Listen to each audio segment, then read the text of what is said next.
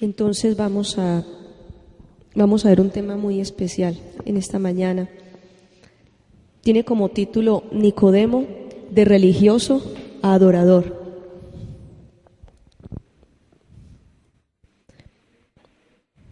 Juan capítulo 3, versículos del 1 al 21.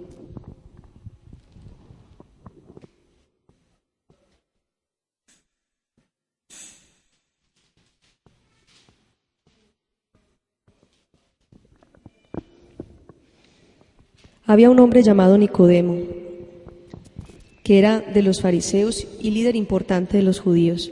Este fue de noche donde estaba Jesús y le dijo: Maestro, nosotros sabemos que Dios te envió a enseñarnos, porque nadie sin la ayuda de Dios puede hacer las señales milagrosas que tú haces. Jesús le respondió: Te digo la verdad, el que no nace de nuevo no puede tener parte en el reino de Dios. Nicodemo le dijo: Pero si uno ya es viejo, ¿cómo puede nacer de nuevo? ¿Acaso puede regresar al vientre de su mamá y nacer otra vez? Jesús le respondió: Te digo la verdad, el que no nace del agua y del Espíritu no puede entrar al reino de Dios. El cuerpo de uno viene de los padres, pero la vida espiritual nace del Espíritu. No te sorprendas si te digo: ustedes tienen que nacer de nuevo. El viento sopla para donde quiere ir. Tú lo escuchas soplar, pero no sabes de dónde viene ni para dónde va. Así es con todos los que nacen del Espíritu. Nicodemo le respondió: ¿Cómo puede ser posible? Jesús le contestó: ¿Eres tú un maestro importante de Israel y sin embargo no lo entiendes? Te digo la verdad, nosotros hablamos lo que sabemos, contamos lo que hemos visto, pero ustedes no aceptan lo que decimos. Les he hablado de cosas de la tierra y no creen. Entonces, ¿cómo van a creer si les hablo cosas del cielo?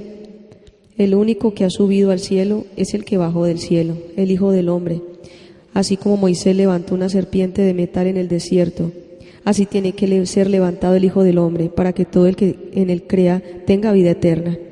Dios amó tanto al mundo que dio a su Hijo único, para que todo el que crea en él no se pierda, sino que tenga vida eterna. Dios no envió a su Hijo al mundo para condenar al mundo, sino para salvarlo por medio de él. El que crea en el Hijo de Dios no será condenado, pero el que no cree ya ha sido condenado por no haber creído en el Hijo único de Dios. Versículo 19. La gente del mundo será juzgada porque con sus malas acciones no quiso la luz.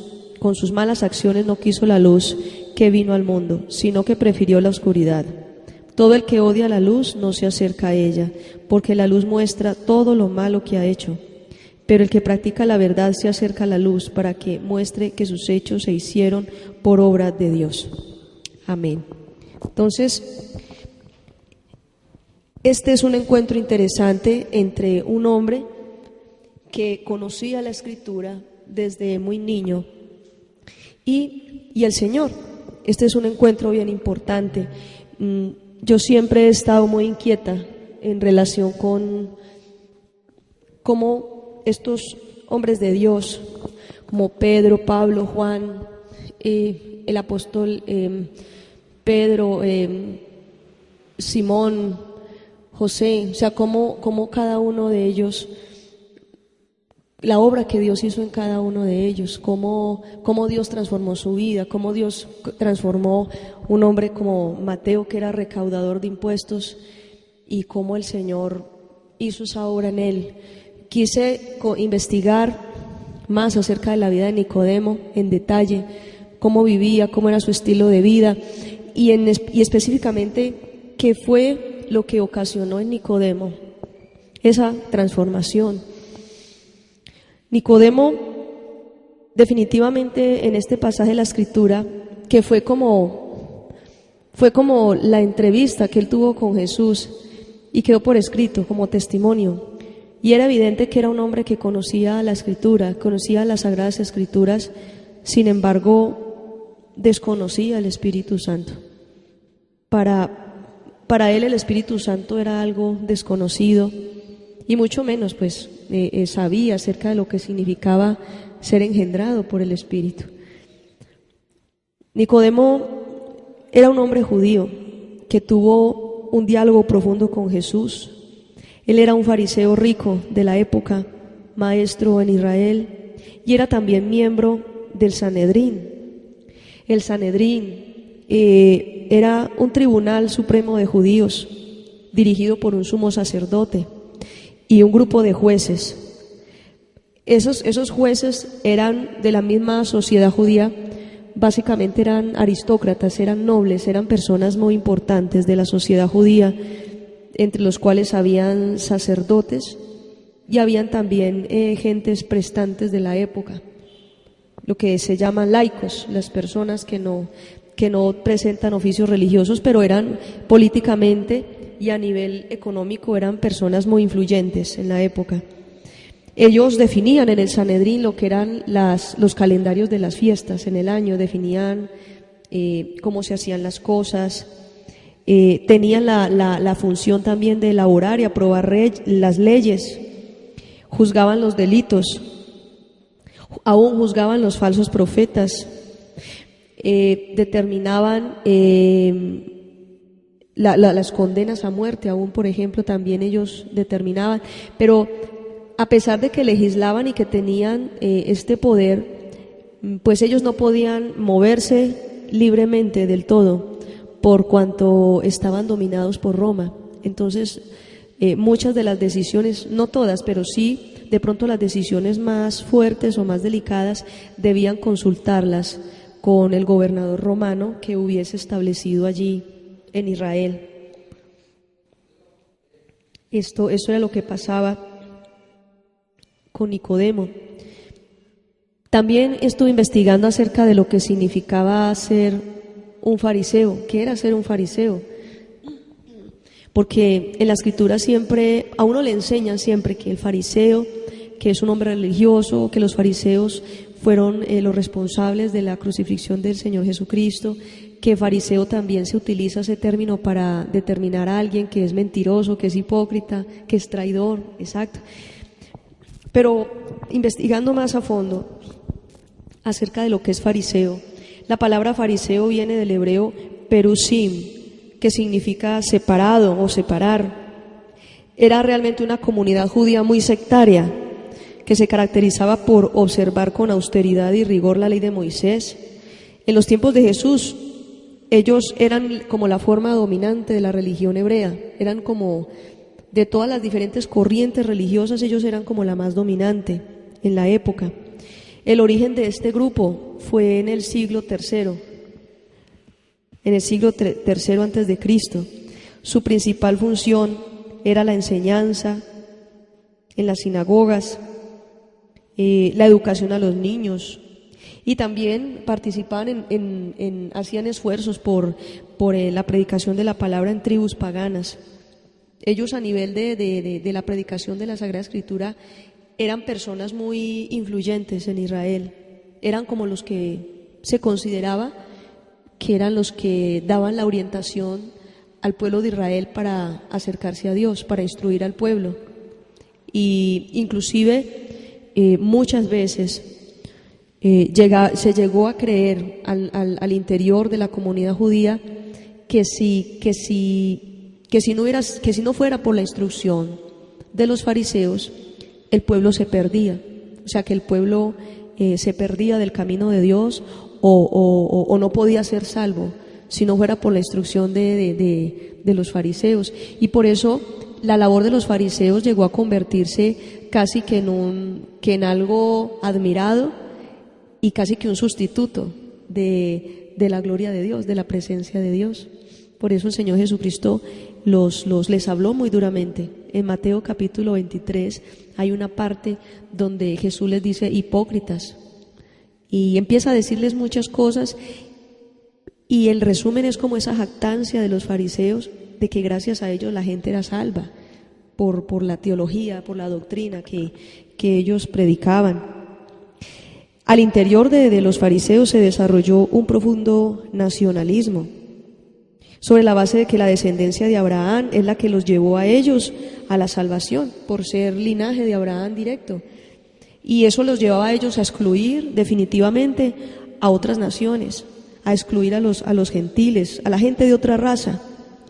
También se caracterizaban por ser gente de una aplicación de mucho formalismo, eran demasiado exagerados en ceremonias, en rituales y en detalles, hasta el punto de que si una persona no se lavaba las manos era excluida, o sea, era una persona, y muchos hasta por algún detalle en su ropa o alguna cosa, no les permitían entrar en la sinagoga o los expulsaban de la sinagoga por un detalle de forma de vestir, de hacer esto o aquello. Era muy riguroso la manera como ellos practicaban sus creencias. Entonces, estos fariseos, ¿el problema cuál era? Aparte de su legalismo, no conocían al Espíritu Santo y basaban la salvación, como les digo, solamente en el hecho de ser descendientes de Abraham y porque ellos conocían la ley y velaban porque esta ley se observara con cada detalle ceremonial, con una rigurosidad. El problema es que ellos nunca habían experimentado el poder sobrenatural de Dios. Los fariseos se levantaron como un grupo religioso en la época precisamente donde hubo un gran silencio en la humanidad. El profeta Malaquías fue el último de los profetas que profetizó, y se cree que en el tiempo más o menos aproximadamente en el año 500 antes de Cristo fue como escrito el libro o la época en que Malaquías estaba oficiando como profeta. Se cree que desde ese tiempo, desde el año 500 antes de Cristo o el año 450 antes de Cristo, Dios no volvió a hablar. Silenció Dios su voz, no volvió a hablarle a nadie. Entonces yo me puse a analizar, en el tiempo en que se levantaron los fariseos fue un tiempo de una gran desorientación, porque imagínense, si no había palabra, si Dios no hablaba a los profetas. Es más, el profetismo en Israel se acabó. ¿Por qué? Porque la razón de ser de profeta es hablar de parte de Dios, y pues si Dios no hablaba, pues cierto. Entonces el profetismo en Israel tuvo, digámoslo, un cese. No se escuchaba la voz de Dios, y entonces la gente comenzó a recoger como todo lo antiguo, todo lo que se hablaba desde el tiempo antiguo de Moisés, todo lo que sucedía, las normas, las ceremonias. Y entonces, como no había una relación permanente con Dios renovada, ellos empezaron a establecer sus propias reglas para relacionarse con Dios. Y por eso los fariseos apelaban tanto a la ley de Moisés y a su descendencia abrahámica, porque es que esa era la única referencia que tenían ya de Dios, porque Dios estaba ausente prácticamente. Dios no les hablaba, no había palabra de Dios, no había revelación, no había una manifestación de su poder. Entonces la secta de los fariseos se levantó en un tiempo en donde el poder sobrenatural de Dios no se presentaba. O sea que toda esa formación en la doctrina y todo su trabajo religioso, todo ese trabajo de formación en el pueblo, de educar a los niños y todo ese trabajo que hacían, era sobre la base de solo un conocimiento.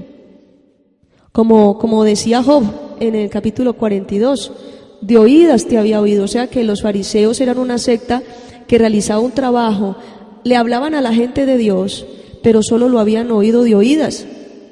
Tenían un testimonio de las Sagradas Escrituras, que cuando la Escritura habla, cuando la Biblia habla, sobre todo en los Evangelios, de las Sagradas Escrituras, se refiere solamente al Antiguo Testamento, porque cuando eso el Nuevo Testamento no había sido escrito.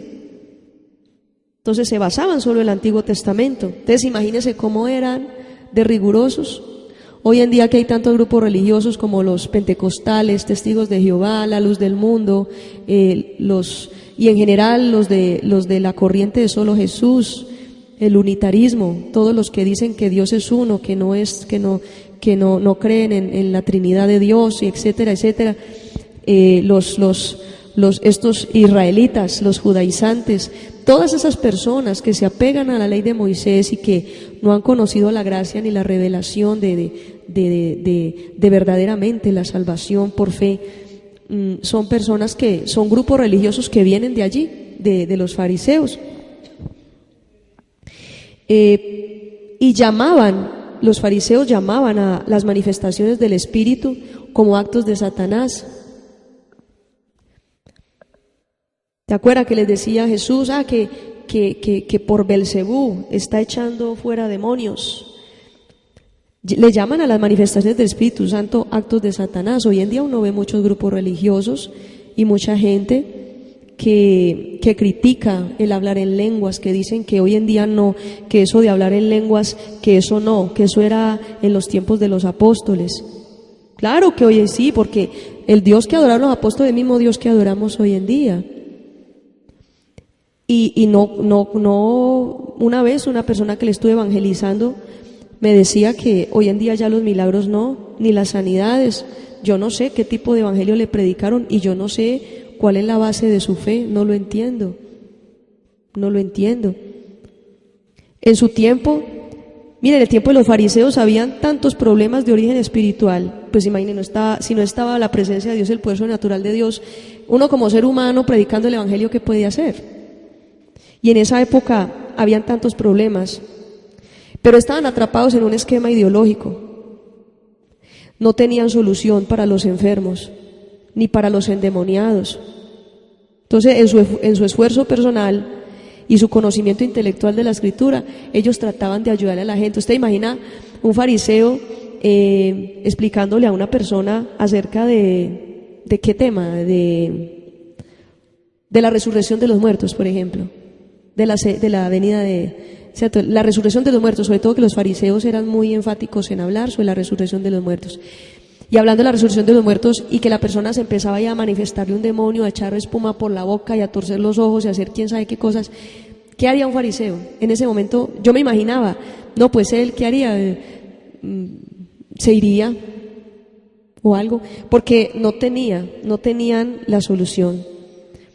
Porque fue que yo quise investigar acerca de esto, porque yo quería saber, y yo le pedí al Señor que me mostrara qué fue lo que Nicodemo vio en Jesús, o sea, cuál era la visión que tenía Nicodemo, cuál era como su estilo de vida, cómo veía Nicodemo el mundo espiritual.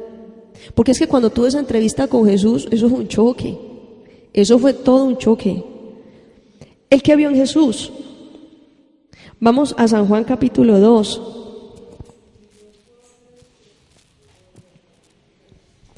Léame por favor uno de ustedes el versículo 23. Sí.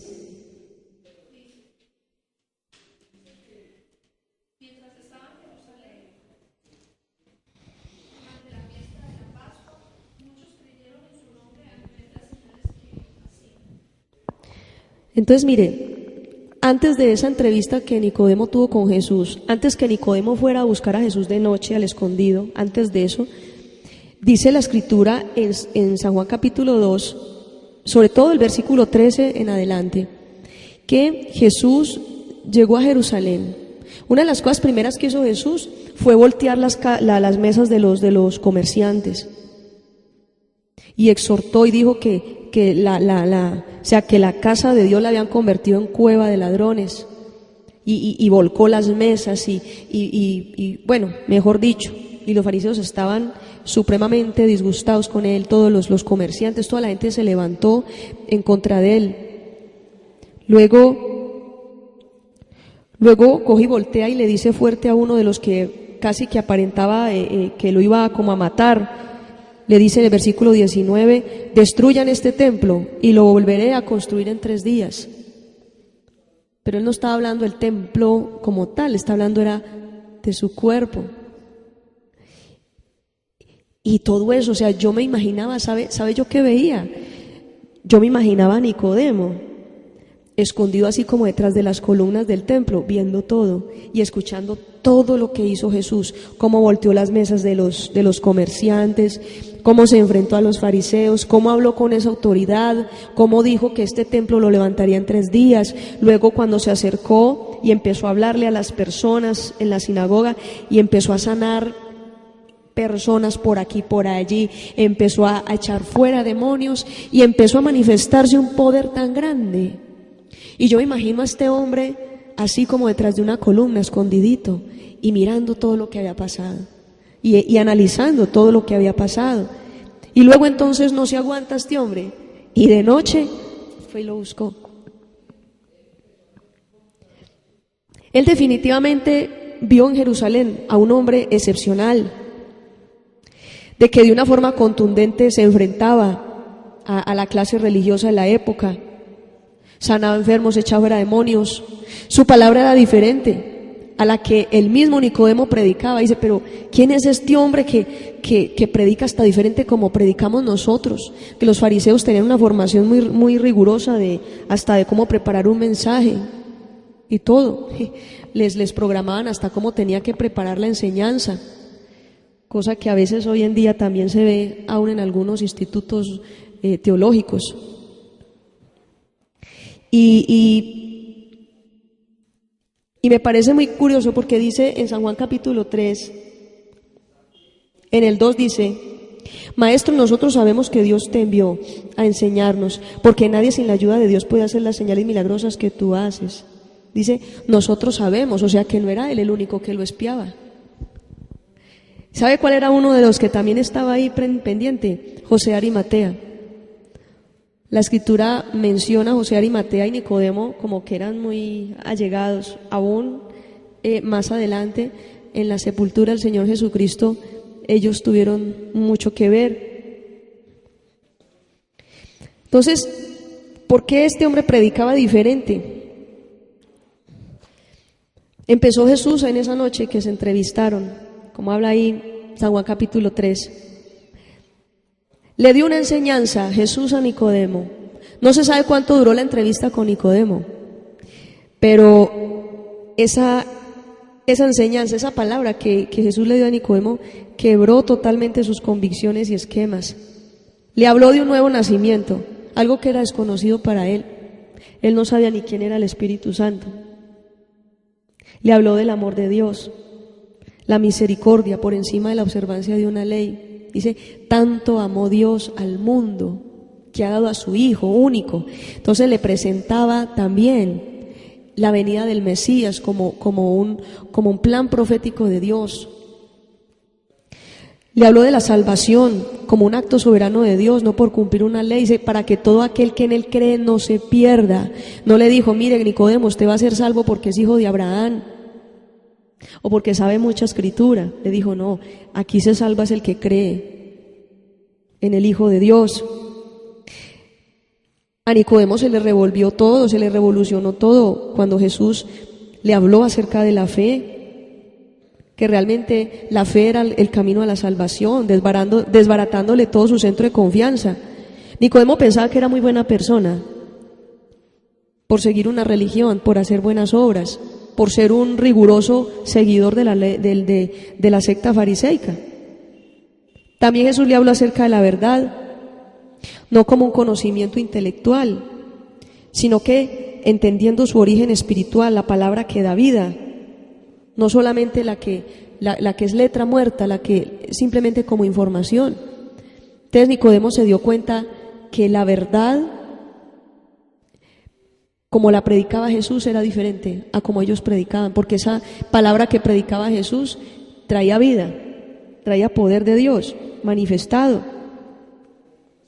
Sin embargo, no vayan a pensar que la cosa quedó ahí listo y que él salió corriendo y gritando, vamos a Jesús, y dando testimonio como la mujer samaritana o como Lázaro. No, este hombre se siguió escondiendo.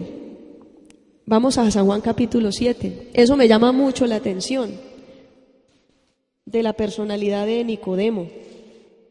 En San Juan capítulo 7 dice la Escritura, versículos del 45 al 52. Era un momento bien crítico. Dice, entonces los guardianes del templo regresaron donde estaban los fariseos y los jefes de los sacerdotes les preguntaron, ¿por qué no lo trajeron? Los guardias respondieron, nunca un ser humano ha hablado como él.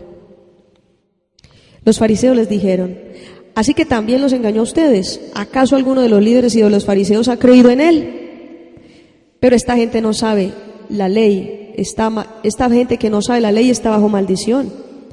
Uno de los fariseos era Nicodemo, quien había visitado antes a Jesús, y les dijo: si nuestra ley no nos permite condenar a alguien sin haberlo escuchado primero, no lo podemos condenar sin descubrir qué es lo que hace.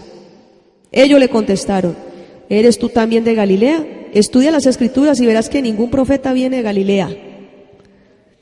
Entonces mire que él no, sobre todo cuando preguntaron, ¿acaso alguno de los líderes o fariseos ha creído en él? Se quedó callado. Dijo: no, pero venga, escuchémoslo a ver qué dice, porque uno no sabe de pronto lo que dice tal. Pero no fue capaz de decir: no, yo creo en él, porque él, y porque yo vi, y porque él me explicó, y porque yo creo, y porque yo sé. No dijo nada. Tenía una posición endeble, definitivamente, se quedó callado. A pesar de que había descubierto, a pesar de que se le había revelado el mensaje de salvación, su estructura religiosa estaba en conflicto. O sea, en ese momento estaba en choque. En ese momento todavía estaba ahí en contradicción en su interior.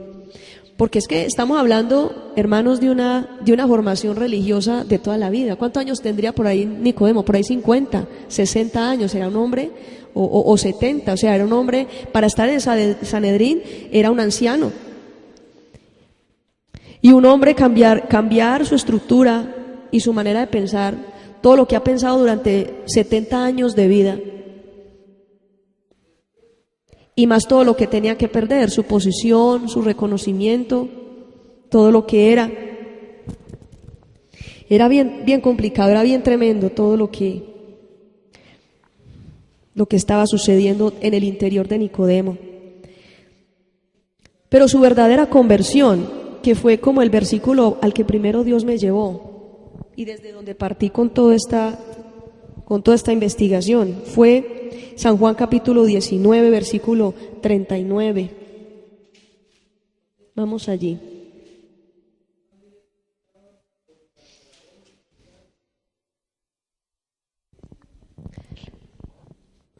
San Juan capítulo 19, versículo 39. Leámoslo desde el 38.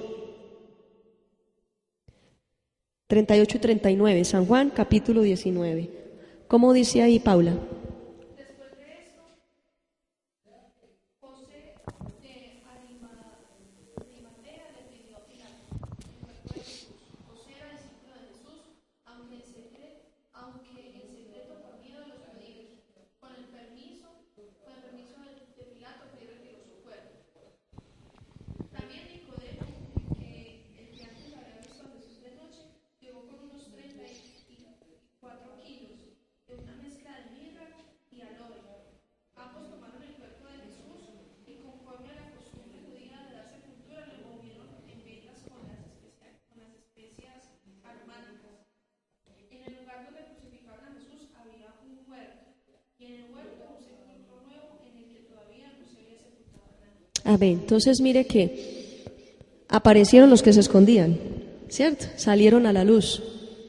Realmente la verdadera conversión de Nicodemo fue, mejor dicho, el día que yo puedo decir Nicodemo se arrepintió, fue el día que delante de todo el mundo se presentó con sus elementos para ungir el cuerpo de Jesús y prepararlo para la sepultura delante de todo el mundo. Yo imagino el escándalo y lo que se le levantó a este hombre. Yo me imagino cómo sería de tremendo. Porque dice la palabra del Señor que la hora sexta era como el mediodía. O sea que Jesús no murió de noche, Él murió durante el transcurso del día hasta temprano. Entonces, y además que su muerte no fue como a veces muchos que los crucificaban y entonces tenían que esperar casi como 1 o 2 días. Su muerte fue muy rápida, por cuanto Él derramó toda su sangre en el momento. No había ni una gota de sangre dentro de Él. Entonces Nicodemo coge y se presenta delante de todos, en presencia de todos, públicamente, y se presenta allí con una ofrenda. ¿Cuándo fue la verdadera conversión? La verdadera conversión de Nicodemo fue cuando ofrendó. Él ofrendó por primera vez. Él adoró a Jesús. por primera vez. O sea que Nicodemo, el día que se acercó para la sepultura de Jesús, fue el primer día que Nicodemo de verdad adoró a Jesús. Fue el primer acto de adoración que él hizo. Ahorita les voy a explicar en qué consistió todo lo que él hizo allí. Él hizo pública su fe, se arriesgó a ser rechazado del Sanedrín, a ser rechazado por su gente, pero ya no le importó nada. O sea, había algo tan fuerte dentro de él que no le dejaba tranquilo. Y yo sé que fue el Espíritu Santo que se reveló a él durante esa noche hablando con Jesús. Mirra y aloe, en algunas versiones de la Biblia dice que Nicodemo llevó mirra y aloe aproximadamente 30 kilos. 30 kilos eran pues como para darle una característica en cuestiones de monetarias. Yo decía, Señor, ¿cuántos son 30 kilos de mirra y aloe? Resulta que esos 30 kilos, investigando, una libra romana es aproximadamente 300 gramos de plata, una libra romana. Y estos 30 kilos, según en una de las partes de la escritura, se nombra que es aproximadamente, los 30 kilos de mirra y aloe cuestan alrededor de 100 libras romanas. O sea que estamos hablando de 30.000 gramos de plata. ¿Por qué teníamos que hablar en términos de gramos de plata? Para poder pasar esto a dinero. Un denario, que es el salario de un día,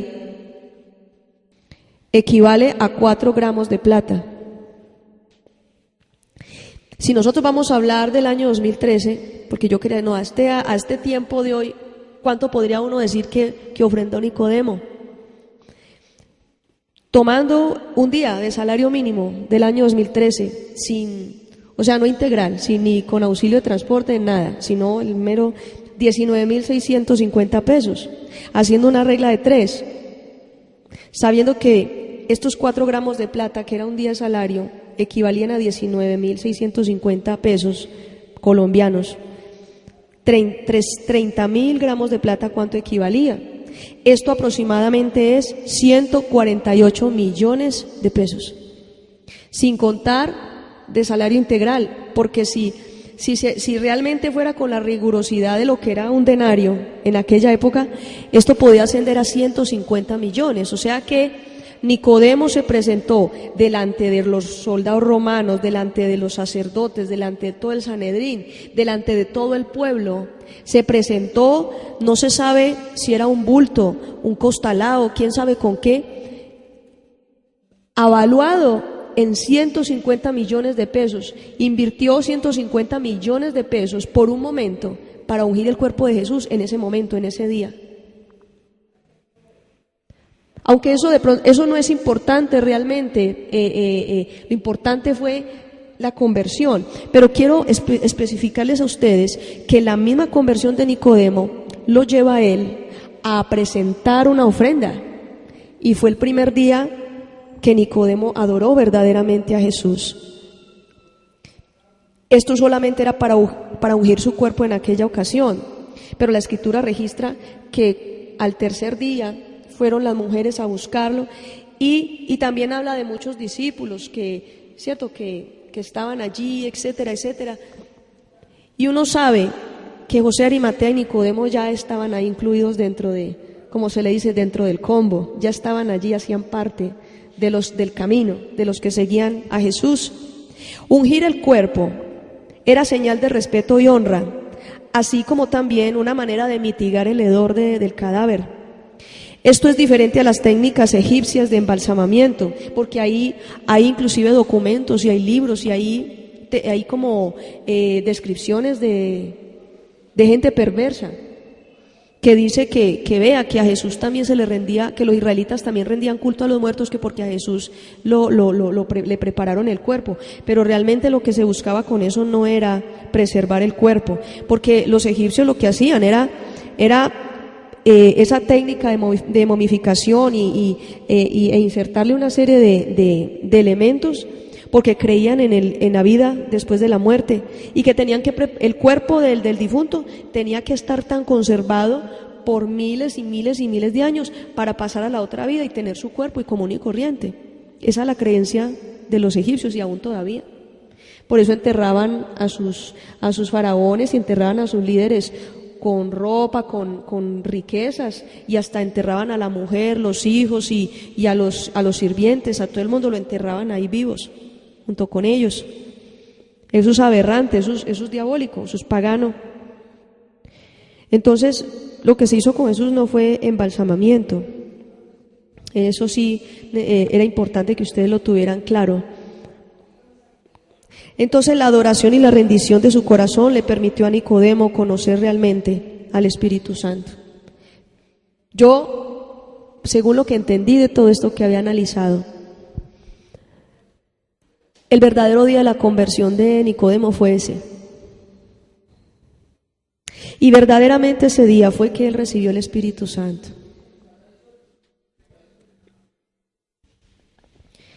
Yo sé que Nicodemo nació mientras preparaba y ungía el cuerpo de Jesús. La Biblia no describe que Nicodemo, mientras preparaba el cuerpo de Jesús, no dice si lloró, pero lo que sí sé es que Nicodemo fue un testigo presencial de un sacrificio perfecto. Un sacrificio verdadero, tan poderoso, que pudo hacer en un momento determinado lo que su religión no había podido hacer por tantos años. ¿Y sabe qué fue?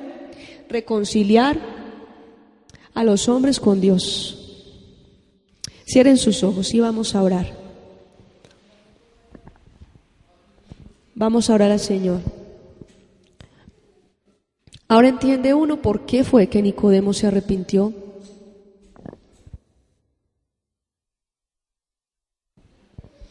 Ahora entiende uno qué fue lo que sucedió y por qué.